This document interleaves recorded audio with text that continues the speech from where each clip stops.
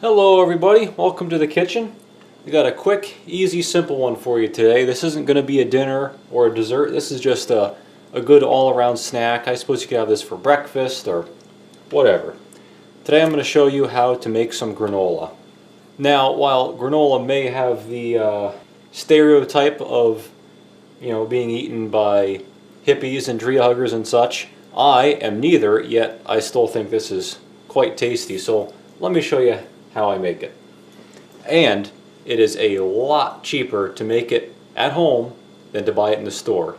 If you were to buy, say, a bag this big of granola in the store, oh, you're looking at $5, $6. But to make a big batch of it at home, a couple bucks. So I'm making a somewhat small batch for myself today. I don't want to make too much. So you can really scale this up or down as however you like. There really isn't any set recipe. You just put in what you like. The main ingredient are oats. And make sure to use the old-fashioned oats, not the instant or the 5-minute or anything like that. That stuff is no good. Just get the good old-fashioned oats. I'm going to use 2 cups. And of course you don't have to measure it. You could just go by eye, but oh, there's only a little bit left in there. I guess I'll do 3 cups. Might as well finish off the container. Then, according to your preference, you put in any other variety of nuts and seeds. I have some pecans, I have sunflower seeds, you could add pinoli nuts, pumpkin seeds, anything really that you like. So I'll start off by chopping up some pecans, get a handful or 2. Now pecans are pretty expensive in the store, so I like to just keep an eye out, and then whenever it's on sale, snap them up. And they never go bad. You just throw them in your pantry, and then once you've collected all the ingredients, you can put this together. Now you can chop them up to whatever size you prefer.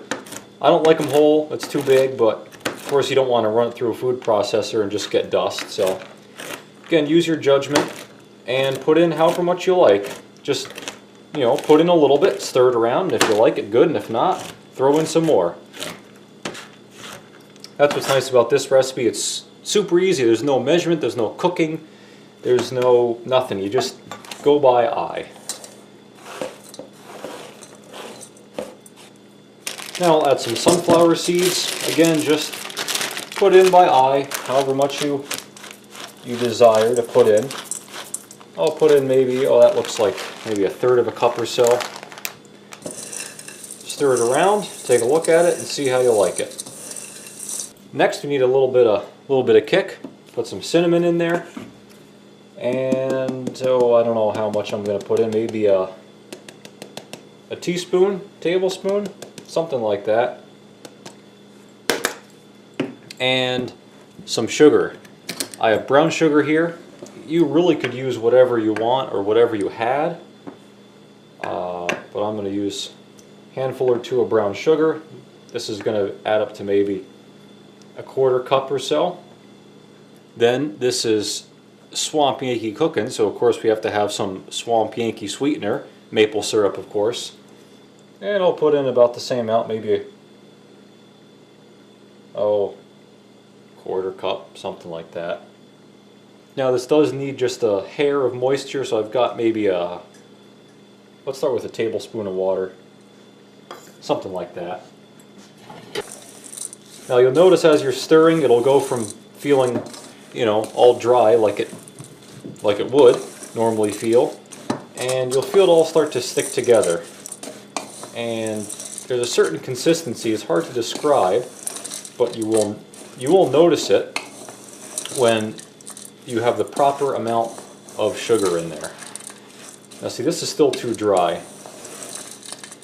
Once again, it's all preference and a little bit of experience, but keep in mind, even if you don't do it right the first time, it'll still come out just fine.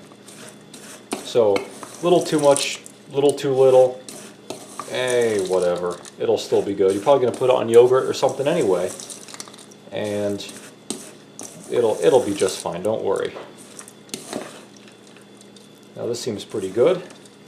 You can see that every oat and every nut in there is coated with a nice coating of sugar. Now let's preheat the oven to 300 degrees. So while the oven's preheating, you can pour your finished granola mix into a baking pan of some sort, or a cookie tray, cookie sheet. It would be quite preferable if it had sides on it. Then just spread it out evenly. Now this is where, depending on the size of your batch, this is where having the biggest pan possible is going to come in handy. You can see I've got a layer maybe a ½ inch, 3/4 of an inch thick, and that's okay. It'd be better if it was a little bit thinner. It just would cook a little more evenly and a little faster, but this is just fine.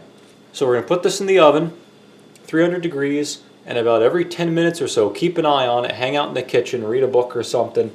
Take it out of the oven every 10 minutes or so, every 5 minutes even, and give this a good thorough stir. Flip it around, get the stuff on the top onto the bottom, and the stuff on the bottom onto the top. Make sure it cooks nice and evenly and slowly. And then you'll notice as you stir it, as it continues cooking, it'll stop feeling sticky and start feeling kind of dry, and that's the point where you want to stop.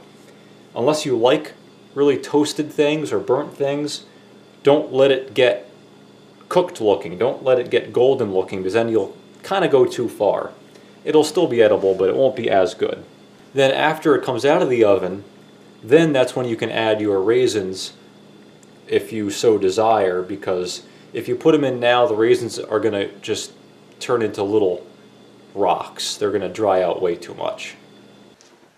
Okay, it's all done. Show you right there.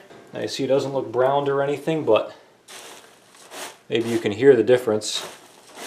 It just sounds kind of dry. That's the perfect amount of doneness. Now I have some chocolate chips that I'm going to sprinkle in here. I like to do it when it's still warm. That way the chocolate melts and granola sticks to it and makes these chocolate granola chunks.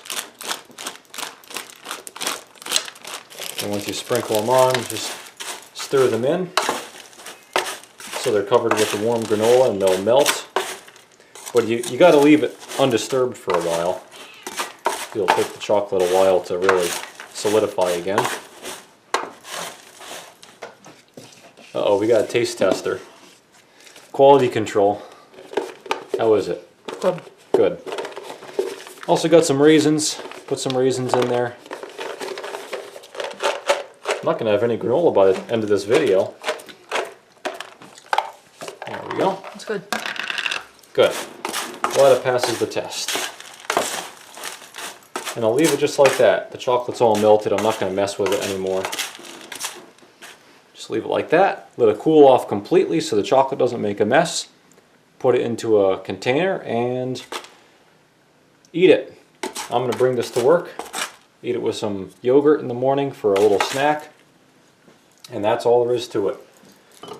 So thanks for watching, everybody. Hope you enjoyed this. Hope you decide to make this yourself, because it's quick, it's easy, it's super cheap, way cheaper than granola in the store.